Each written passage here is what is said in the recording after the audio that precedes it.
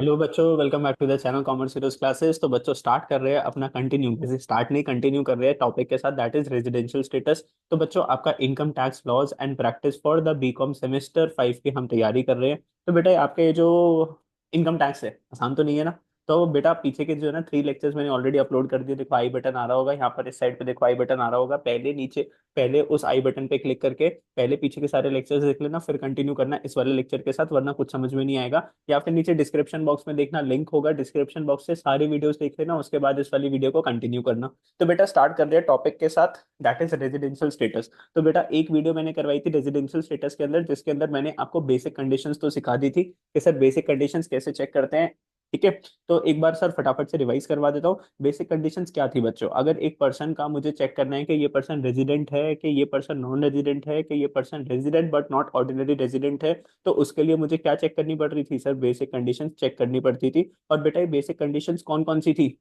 याद करो याद करो याद करो। बेटा ये सारी चीजें याद करनी पड़ेगी आपको, बिकॉज जो क्वेश्चन जो आएगा उसके अंदर आपको सब कुछ लिखना है। Stay in India for 182 days और more in the current year. Sir इस साल वो कम से कम इंडिया के अंदर 182 डेज और मोर अगर इंडिया के अंदर रुका है तो वो इंडिया का रेजिडेंट कहलाता है। ठीक है, या फिर दोनों में से कोई एक कंडीशन आप अगर आप पूरी कर दोगे तो you are the resident of India. दोनों में से कोई एक कंडीशन। बेटा दूसरी कंडीशन कौन सी थी? Stay in India for 60 days और more in the previous year. तो इस साल वो इंडिया के अंदर 60 डेज होना चाहिए एंड 365 डेज और मोर इस साल के से पीछे वाले जो 4 साल है ना, इस साल के पीछे वाले जो 4 साल है उसके अंदर 365 डेज और मोर अगर वो इंडिया में रहा तो he will be considered as the resident. अब बेटा ध्यान से समझना, ये वाला चार्ट बहुत इंपॉर्टेंट था, ये वाला चार्ट बहुत इंपॉर्टेंट था। रेजिडेंशियल स्टेटस एक इंडिविजुअल का निकाल रहे हैं तो दो बेसिक कंडीशन चेक करनी है। अगर उसमें से वो एक बेसिक कंडीशन भी अगर पूरी कर देता है तो वो इंडिया का क्या कहलाता है? रेजिडेंट। अगर उसने दोनों कंडीशन सेटिस्फाई नहीं करी तो वो क्या बन जाएगा? नॉन रेजिडेंट बन जाएगा। सर जब ये रेजिडेंट बन जाता है ना, रेजिडेंट जब ये बन जाता है तो बेटा अब हम चेक करते हैं एडिशनल कंडीशन। क्या चेक करते हैं बच्चों? एडिशनल कंडीशन चेक करते हैं। और एडिशनल कंडीशन कितनी है सर? एडिशनल कंडीशन होती है दो। एडिशनल कंडीशन कितनी होती है बच्चों? दो। एडिशनल कंडीशन चेक करके क्या पता चलता है कि सर वो रेजिडेंट ऑर्डिनरी रेजिडेंट है कि resident but not ordinary resident है, ये पता चलता है। तो अगर इसने दोनों कंडीशन सेटिस्फाई कर दी, एडिशनल कंडीशन दोनों सेटिस्फाई कर दी, तो ये क्या बन जाएगा? Resident ordinary resident. और अगर इसने दोनों कंडीशन सेटिस्फाई नहीं करी तो ये क्या बन जाएगा? Resident but not ordinary resident. ठीक है। अब सर ये एडिशनल कंडीशन क्या होती है? चलो आज तो मैं एडिशनल कंडीशन पढ़ाता हूँ। तो बेटा पढ़ते हैं, चलो एडिशनल कंडीशंस के साथ। देखो क्या लिखा हुआ है additional condition. He has been resident in India.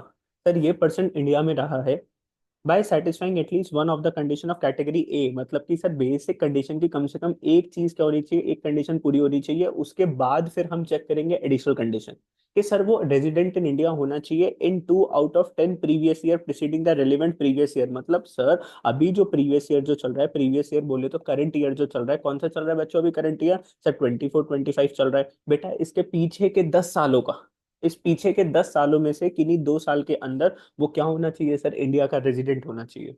तो he has been resident in India, India में रहना चाहिए in 2 out of 10 previous year. तो 10 सालों में से 2 साल तो भाई तो इंडिया का रेजिडेंट होना चाहिए। एंड बेटा बीच में देखो क्या लिखा हुआ है? एंड लिखा हुआ है। ठीक है, अगर आप देखोगे बेसिक कंडीशन के अंदर तो बेसिक कंडीशन में बीच में क्या लिखा हुआ था? बीच में क्या लिखा हुआ था शैतानु? देखो क्या लिखा हुआ था? और लिखा हुआ था। तो और एंड में डिफरेंस होता है। और का मतलब क्या होता है? या तो कंडीशन 1 पूरी कर दे या कंडीशन 2 पूरी कर दे। एंड में क्या लिखा हुआ है? कंडीशन 1 भी पूरी कर और कंडीशन 2 भी क्या कर? पूरी करके दे।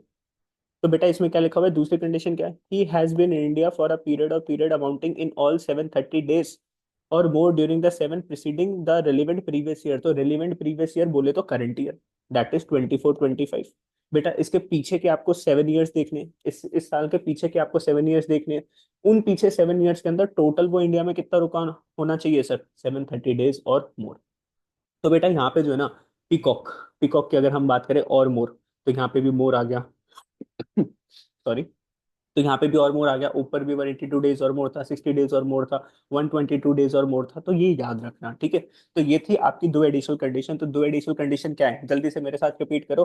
ही has been resident in India, sir वो इंडिया में रहना चाहिए 2 years out of preceding 10 previous year. तो जो प्रीवियस ईयर जो है 24-25, उसके पीछे के 10 साल देखो, तो पीछे के 10 सालों में से 2 साल वो इंडिया का क्या होना चाहिए बच्चों, रेजिडेंट होना चाहिए। और बेटा अगर मैं बात करता हूँ सेकंड कंडीशन की, तो सेकंड कंडीशन में क्या है कि सर अभी अपना जो करंट ईयर जो चल रहा है, इसके पीछे के 7 ईयर्स की अगर हम बात करें, तो पिछले 7 सालों के अंदर टोटल 730 डेज और मोर वो इंडिया में रहना चाहिए। अगर ये दोनों कंडीशंस पूरी हो जाती है तो सर आप क्या कहलाते हो, रेजिडेंट, ऑर्डिनरी रेजिडेंट। तो क्या लिखा हुआ है, देखो देखो देखो देखो ध्यान से। If an individual satisfy at least one of the two basic conditions of category A, basic conditions में से कोई एक करता है, but does not satisfy both the condition of category B. तो कंडीशन, जो बेसिक कंडीशन जो थी वो तो उसने क्या कर दी सर, सेटिस्फाई कर दी, ठीक है, कोई एक बेसिक कंडीशन सेटिस्फाई कर दी। लेकिन जो एडिशनल कंडीशन थी वो दोनों में से कोई भी सेटिस्फाई नहीं हुई। He is set to be resident but not ordinary resident. बेटा ये सब लिखकर आना है। Global income is taxable in case of resident in India, ये तो मैंने आपको पहली क्लास के अंदर सिखा दिया था, है ना, रेजिडेंट की, कि अगर आप किसी का, अगर आप इंडिया के रेजिडेंट बन जाते हो, आप पूरे वर्ल्ड में जो भी आप इनकम करोगे वो आपको टैक्स देना पड़ेगा, किसके अंदर, इंडिया के अंदर आपको टैक्स देना पड़ेगा। तो बेटा जितना मैंने सिखाया ना, इतना आपको क्या करना पड़ेगा, लर्न करना पड़ेगा। और बेटा एक है छोटा सा, deemed resident in India, section 1 sub section 1A। ठीक है, ध्यान से देखना क्या लिखा हुआ है। An individual being an Indian citizen, तो एक इंडिविजुअल है और वो इंडियन सिटीजन है, मतलब वो पैदा कहाँ पर हुआ था, इंडिया में पैदा हुआ था। Having total income other than income from foreign sources, तो उसकी जो टोटल इनकम है, किसको, किसके अलावा, फॉरेन सोर्सेज, मतलब बाहर की इनकम को ऐड मत करो, सिर्फ बाकी सारी इनकम को ऐड करो। Exceeding 15 lakh during the previous year, इस साल उसने कितने पैसे कमाए, 15 लाख रुपीज कमाए टोटल में, other than income from foreign sources, मतलब बाहर से कुछ पैसे कमाए और उसको मत गिनो। Would be deem to be resident but not ordinary resident in India, तो वो RNOR बुलाएगा किसका, इंडिया का, in the previous year. If he is not liable to pay tax in any other country or territory by reason of his domicile residence or any other criteria of similar nature. तो मान लो एक person है, देखो mister Rahul, मान लो mister person है राहुल। ये राहुल कौन था, इंडियन सिटीजन था, मतलब पैदा कहाँ पर हुआ था, इंडिया में पैदा हुआ था। बेटा इस साल इसकी इनकम 15 लाख रुपए से क्या है, ज्यादा है, अदर देन फॉरेन सोर्स की इनकम से, अदर देन फॉरेन सोर्स की इनकम से। और बेटा इसके ऊपर जो है ना किसी कंट्री के टैक्स नहीं लग रहा, मतलब इसके ऊपर किसी भी कंट्री के अंदर क्या नहीं लग रहा, टैक्स नहीं लग रहा। तो बेटा हम इसको इंडिया का क्या मान लेंगे, डीम रेजिडेंट मान लेंगे, और इंडियन गवर्नमेंट इसकी इस 15 लाख की इनकम के ऊपर क्या ले लेगी, टैक्स ले लेगी। डीम्ड रेजिडेंट मान लिया मैं, हमने तेरे को रेजिडेंट, हम यहाँ पे ना तो 60 डेज चेक कर रहे ना 730 डेज चेक कर रहे, कुछ भी चेक करने की जरूरत नहीं है, मान लिया हमने इसको रेजिडेंट, और इससे चुपचाप से क्या ले लेंगे, टैक्स ले लेंगे। बेसिकली बेटा सरकार क्या चाहती है, टैक्स ज्यादा लेना कम लेना, कि हाँ बहुत सारी चीजों पर टैक्स लेना, सर सरकार चाहती है इधर से मिले उधर से मिले, लेकिन अपने को क्या मिलना चाहिए सर, टैक्स मिलना चाहिए।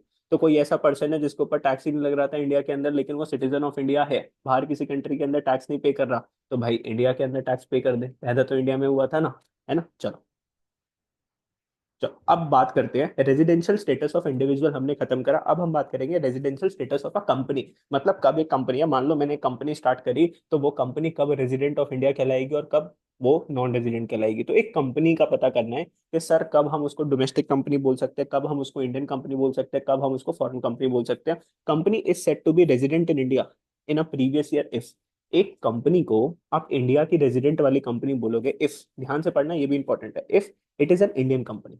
अगर वो इंडियन कंपनी है तो वो इंडिया की क्या होगी, रेजिडेंट होगी, उसको टैक्स इस पे पे करना पड़ेगा, इंडियन गवर्नमेंट को टैक्स पे करना पड़ेगा।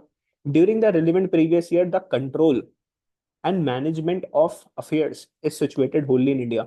सर इस कंपनी का जो कंट्रोल है, मैनेजमेंट ऑफ अफेयर्स, मतलब सारे के सारे जो काम है, जो कंट्रोल जो हुए जा रहे हैं, वो कहाँ से हुए जा रहे हैं, is situated wholly in India. तो during the previous year the control and management of affairs, मतलब इसके सारे काम वाम जो है वो सारे के सारे कहाँ पर है सर, इंडिया में। ठीक है, नेक्स्ट। तो मतलब एक कंपनी को रेजिडेंट कब बोलेंगे, जब वो एक इंडियन कंपनी है, या फिर उसका पूरा कंट्रोल या फिर management of its affairs, affairs का मतलब क्या होता है सर, काम, इज होली इन इंडिया, सारा का सारा काम उसका इंडिया के अंदर है और कंट्रोल भी सारा इंडिया के पास है। अब देखो ध्यान से, अब foreign company will be resident in India. ओहो, सर फॉरेन कंपनी को इंडिया का रेजिडेंट कब मान लेंगे, मान लो फेसबुक है, उसको हम इंडिया का रेजिडेंट मान लेंगे, जब भी तो हम उससे इंडियन गवर्नमेंट क्या ले पाएगी, टैक्स ले पाएगी। तो foreign company will be resident in India if the place of effective management, बेटा इसको बोलते हैं poem, POEM, place of effective management. POEM की फुल फॉर्म क्या है, place of effective management during the relevant previous year is in India. तो sir इसकी place of effective management जो है वो कहाँ पर होगी सर? इंडिया। इफेक्टिव मैनेजमेंट का मतलब है कि सर जहाँ पे मेजर डिसीजंस लिए जा रहे हैं, जहाँ पे मेजोरिटी लोग काम कर रहे हैं, जहाँ से मेजोरिटी इनकम आ रही है। तो बाहर लो फॉरेन कंपनी है लेकिन मेजोरिटी लोग काम कर रहे हैं इंडिया में, ठीक है, मेजोरिटी इनकम आ रही है इंडिया से, ठीक है, तो ये क्या बन जाएगी सर? इंडियन। और ये रेजिडेंट बन जाएगी इंडियन, ठीक है, इंडिया की। प्लेस ऑफ इफेक्टिव मैनेजमेंट का मतलब क्या होता है? Place of effective management means a place where key management मतलब important management and commercial decision that are necessary for the conduct of business as a whole are substance made. Sir जहां पर सबसे बड़े बड़े डिसीजंस बनते हैं, तो मान लो एक कंपनी है, फॉरेन कंपनी है, लेकिन उसके सारे डिसीजन कहाँ बनते हैं सर? इंडिया के अंदर बनते हैं, ठीक है। सारा बिजनेस कहाँ पे कंडक्ट हो रहा है सर? इंडिया के अंदर कंडक्ट हो रहा है। तो सर माना जाएगा कि ये इंडिया की क्या है सर? रेजिडेंट है। तो इसको इंडियन गवर्नमेंट को क्या पे करना पड़ेगा? Tax.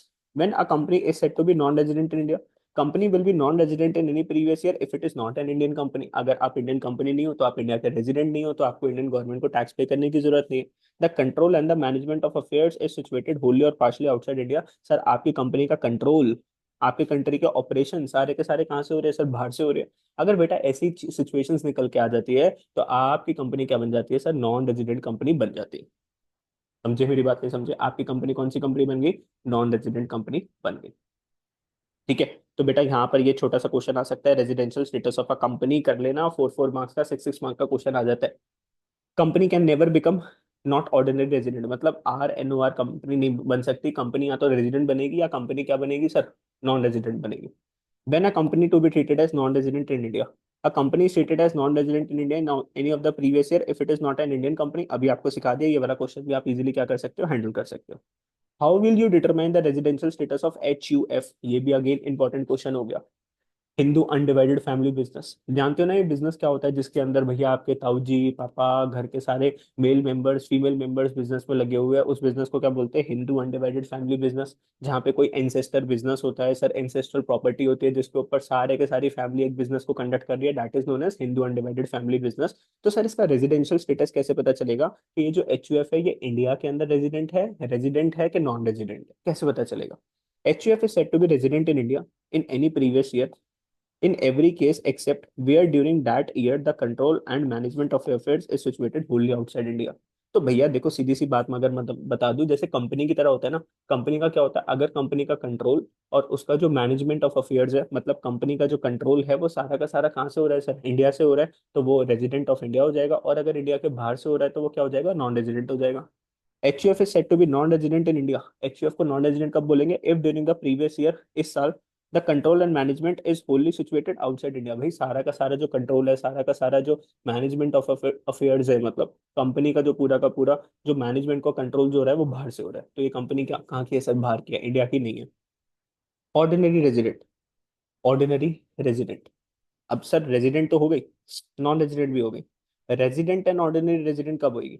HUF is said to be resident and ordinary resident in the previous year if the following, if the following, if the following।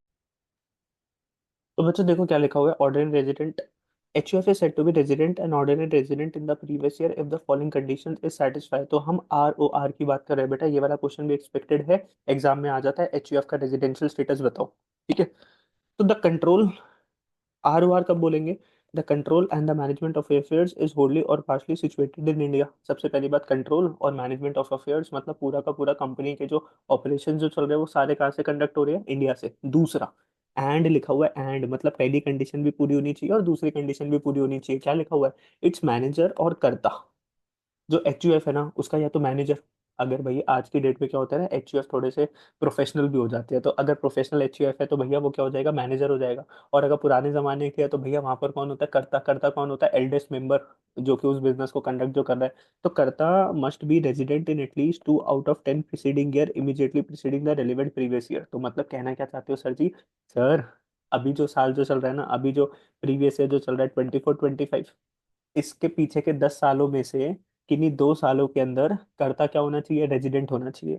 अगर कर्ता रेजिडेंट होगा तो भैया ये वाली कंडीशन क्या हो जाएगी? पूरी हो जाएगी। दूसरा, मैनेजर और कर्ता must be in India for at least 730 days during the 7 previous years immediately preceding the relevant previous year. तो अभी रेलिवेंट प्रीवियस ईयर बोले तो मान लो प्रीवियस ईयर 24 25 है, मुझे रेजिडेंशियल स्टेटस चेक करना है 24-25 का।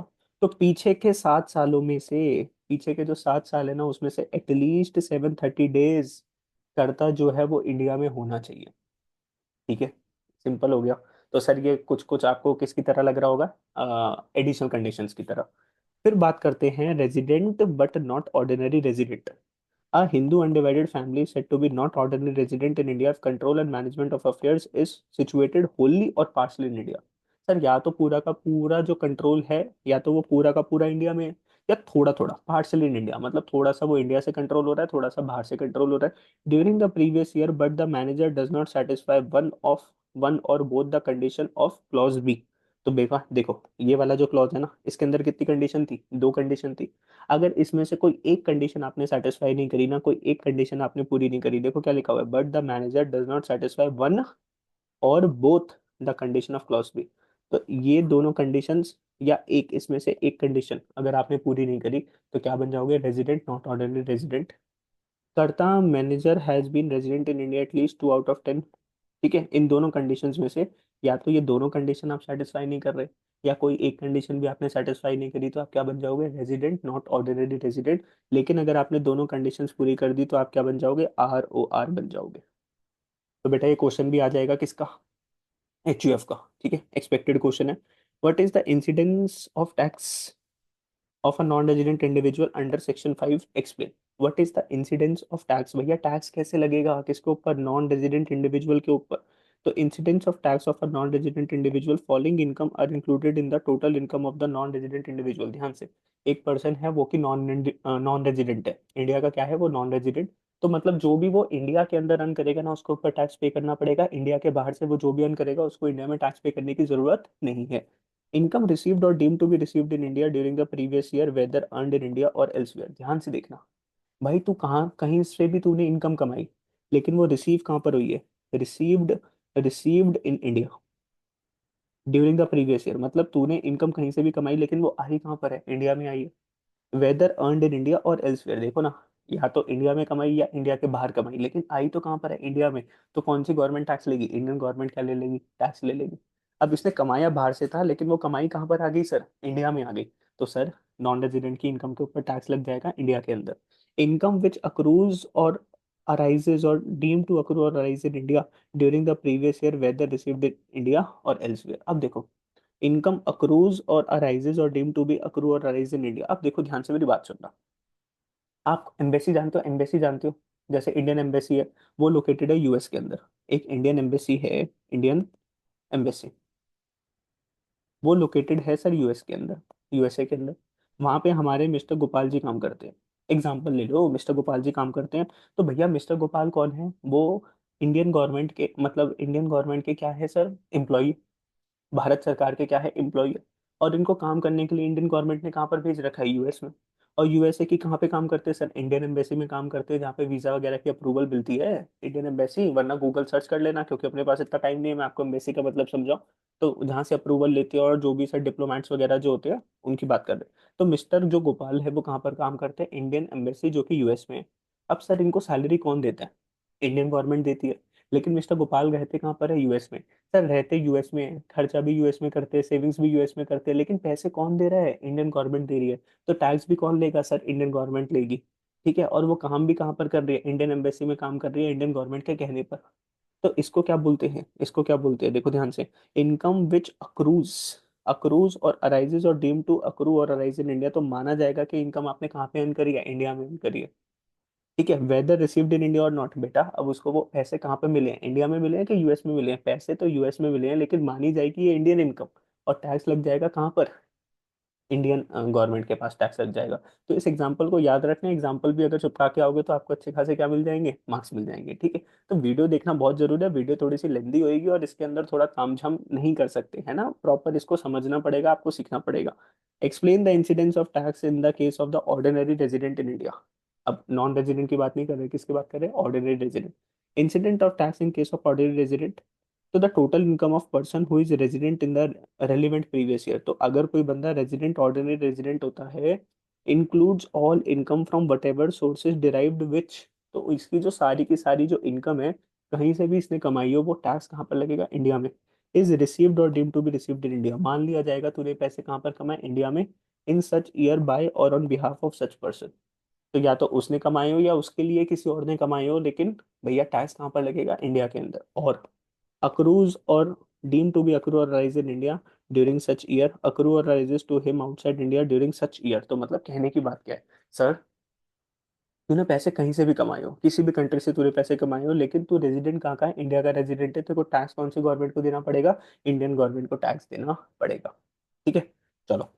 अब देखो ये वाला क्वेश्चन इतना सुपर इंपॉर्टेंट नहीं है, ये नहीं है, अगर मैं आपको बता दूं, ये एच वाला क्वेश्चन आपका इंपॉर्टेंट है, कंपनी वाला क्वेश्चन आपका इंपॉर्टेंट हो जाता है, residential status of a company, residential status of individual और रेजिडेंशियल स्टेटस ऑफ एच। ये तीन क्वेश्चंस आपको अच्छे से क्या करने हैं सर, अपने प्रिपेयर करने हैं, बिकॉज एग्जाम्स में बहुत बार पूछे गए हैं। ठीक है, चलो। अब बात करते हैं सर कुछ क्वेश्चन के साथ।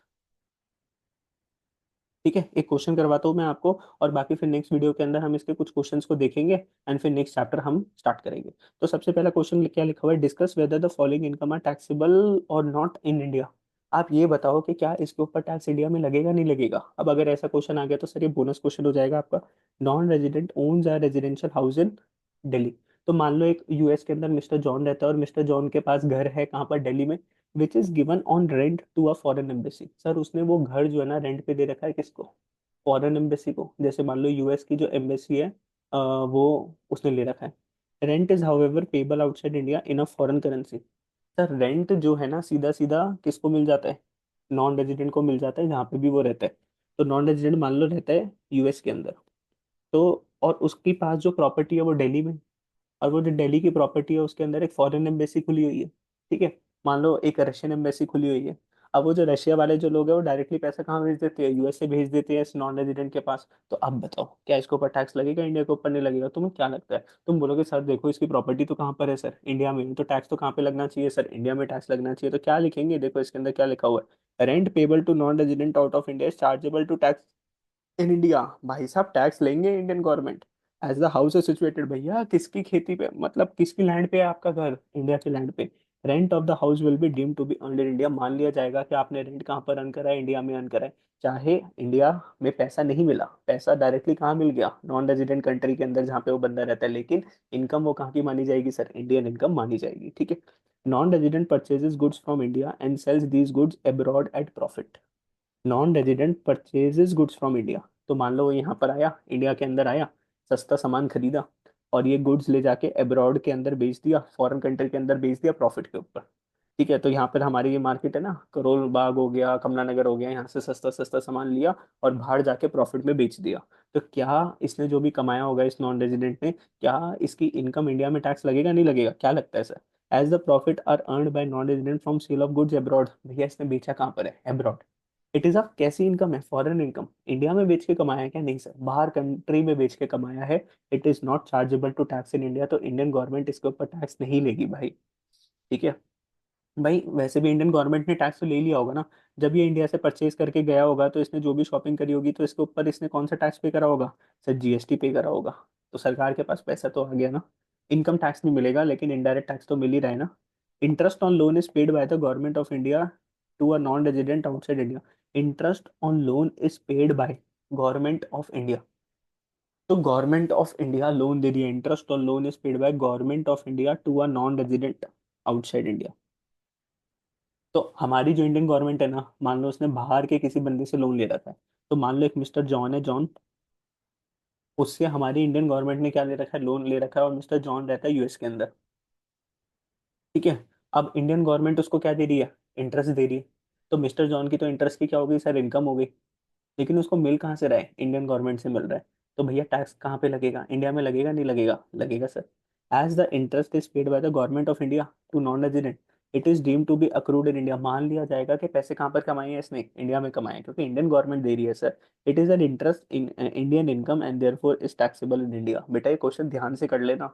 ठीक है, अगर ये वाला क्वेश्चन आ जाए तो एकदम बोनस बोनस आपको मार्क्स मिल जाएंगे लिखने के। अ non resident owns a commercial building in Mumbai.